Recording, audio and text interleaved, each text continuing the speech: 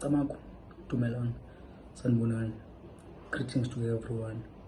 You are more and always welcome to this channel where we embrace our cultural roots, including cultural food, cultural music, cultural attire, and traditions.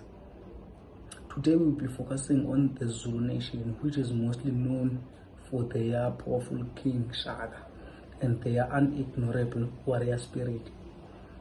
Their famous attire includes amabheshu for men, animal skin aprons worn with pride, and isicholo, which are worn on their heads, with isidwaba skirts worn by married women to show their status.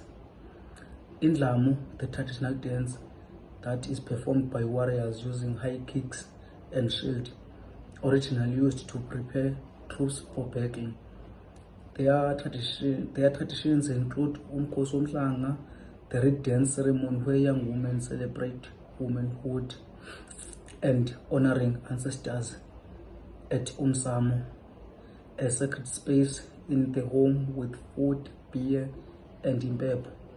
Lastly, their traditional dishes include upudu with amasi, ujeqe, and isgwaqane.